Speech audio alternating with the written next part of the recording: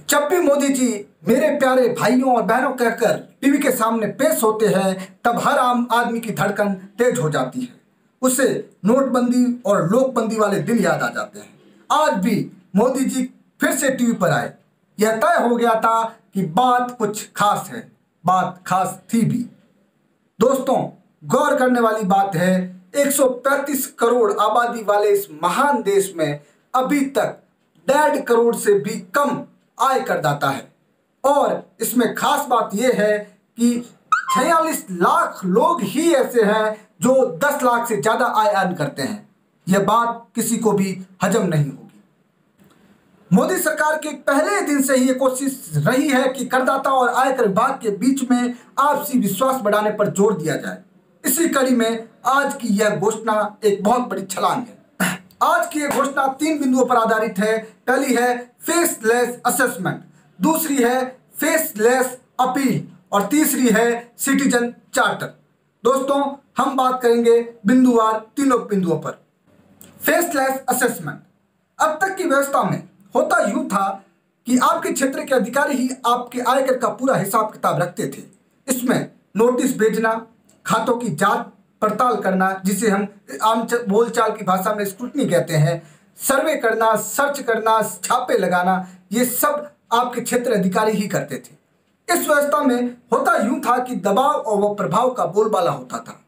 रसूखदार लोग अपने रसूख से अधिकारियों पर दबाव बनाते, वहीं अधिकारीगण अपने सत्ता के प्रभाव के कारण आम जन पर प्रभाव बनाने की कोशिश करते। इस व्यवस्था में पिसता था ईमानदार करदाता। दोस्तों, इस नई व्यवस्था में इस सांठगांठ पर भयंकर प्रहार किया गया है। इसमें स्क्रूटनी की फाइल अब उस शहर के अधिकारी को छोड़कर देश के किसी भी आयकर विभाग के अधिकारी के पास जा सकती है।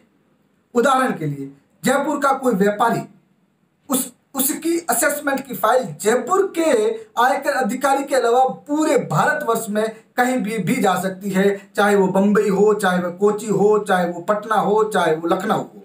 अब यह पूरी प्रक्रिया कंप्यूटर द्वारा निर्धारित की जाएगी कि कौन सी फाइल किसके जाएगी। इसमें ह्यूमन इंटरफेस 0 कर दिया गया है तथा आपको अधिकारी के पास जाने की आवश्यकता नहीं रहेगी। पूरा प्रोसेस ऑनलाइन कर दिया गया है।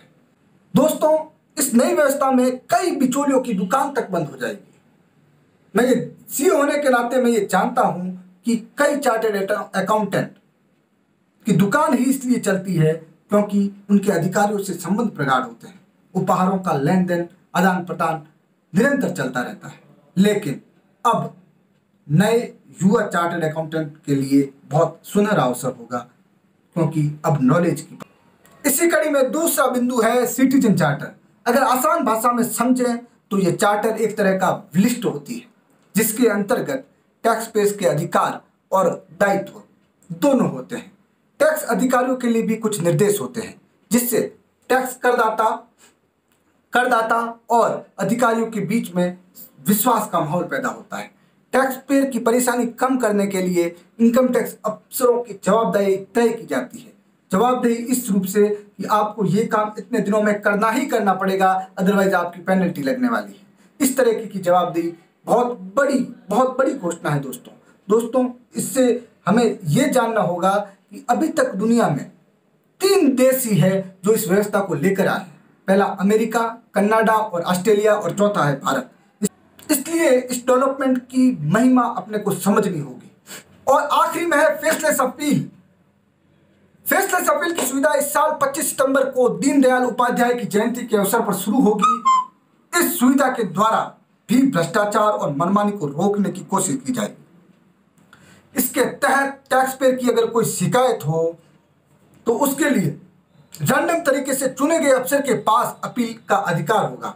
रैंडम तरीके से चुने गए अफसर के पास, इसमें कोई प्री निर्धारित नहीं होगा।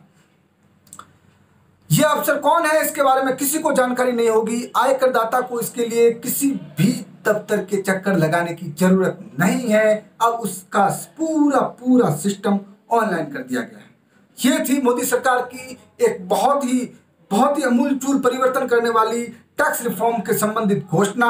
और मैं आशा करता हूं कि भारत में हर करदाता इस सुविधा को समझे, टैक्स करदाता और आयकर विभाग में विश्वास का संबंध पैदा हो और टैक्स देना लोग अपना कर्तव्य समझें और विकास, देश के विकास में भागीदार बने। और बहुत बहुत शुभकामनाएं।